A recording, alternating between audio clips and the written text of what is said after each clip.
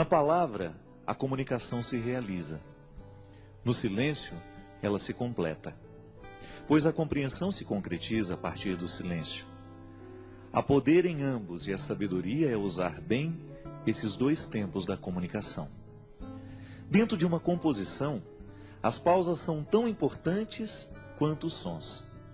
Uma boa orquestra é aquela que executa bem as dinâmicas das pausas e das continuidades. Mesmo no silêncio da pausa, a canção continua. Não diga as coisas com pressa. Mais vale um silêncio certo que uma palavra errada. O poeta mineiro Carlos Drummond de Andrade recomendava aos poetas: convive com os teus poemas antes de escrevê-los. Tem paciência se obscuros, calma se te provocam. Espera que cada um se realize e consuma com seu poder de palavra e seu poder de silêncio. A recomendação do poeta é sábia e pertinente. Um poema só é bom, se maturado na sementeira do silêncio. Antes de se tornar palavra, a poesia é a experiência de vida silenciosa. Os artistas sabem disso, e nós precisamos aprender. Demora naquilo que você precisa dizer. Livre-se da pressa de querer dar ordens ao mundo.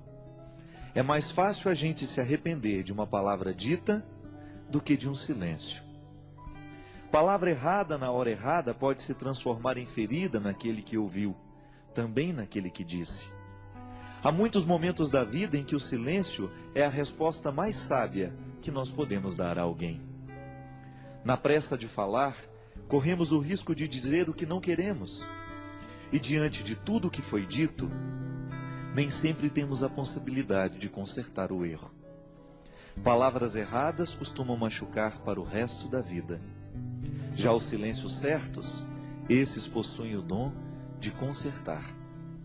Por isso, prepara bem a palavra que será dita.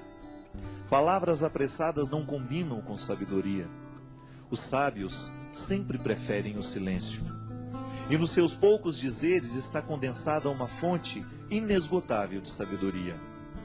Não caia na tentação do discurso banal, da explicação simplória. Queira a profundidade da fala que nos pede calma. Calma para dizer, calma para ouvir. Uma regra interessante para que tenhamos uma boa compreensão de um texto é justamente a calma. Só assim podemos adentrar nos significados que o autor quis sugerir e, consequentemente, mergulhar no mistério do seu texto. Leituras apressadas podem fomentar equívocos. E equívoco é uma espécie de desentendimento entre o que escreve e aquele que lê. É uma forma de obstáculo para a compreensão da linguagem. Na comunicação verbal cotidiana, isso sempre acontece. Dizemos e não somos compreendidos. Diante do impasse, duas realidades são possíveis: ou alguém disse com pressa, ou alguém escutou sem atenção. Dizer e ouvir requerem silêncio. Só diz bem aquele que pensou antes no que iria dizer, e ouve melhor aquele que se calou para escutar. A regra é simples, mas exigente. Por isso hoje, neste tempo de palavras muitas, queiramos a beleza dos silêncios poucos. Eu sei que muitas vezes nós somos vítimas das palavras malditas. Não são poucas as vezes em que palavras malditas chegam até os nossos ouvidos.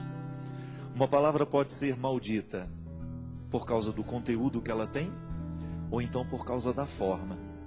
Não adianta nada a gente dizer as coisas com braveza. Não. A gente será muito mais bem entendido se a gente buscar uma música suave para colocar a palavra dura. Você experimenta isso na sua vida todos os dias. Quando você precisa dizer alguma coisa de muito sério aos seus filhos, e às vezes você não sabe nem por onde começar porque você tem medo do conteúdo que você vai dizer. O conteúdo é duro, é de exigência. E os nossos filhos não estão muito acostumados a serem exigidos. Eles entraram nessa mística do mundo de hoje, nessa tendência do mundo de hoje, de que tudo tem que ser muito simples, tudo tem que ser muito fácil e rápido. E educar os filhos muitas vezes requer um discurso duro, exigente. Minha gente, muitas vezes o que a gente faz de errado não é o que a gente diz, mas é como a gente diz. É a música que a gente coloca na frase. Pode ser que hoje você tenha ferido alguém com aquilo que você disse. Pode ser que hoje você tenha sido ferido por alguém com aquilo que você disse. Na vida a gente perde a ternura quando a gente se irrita, porque a ira, ela tem o poder de retirar de nós a sabedoria. E quando nós estamos fora da sabedoria, geralmente nós não sabemos colocar músicas nas palavras. Todos nós gostamos de música.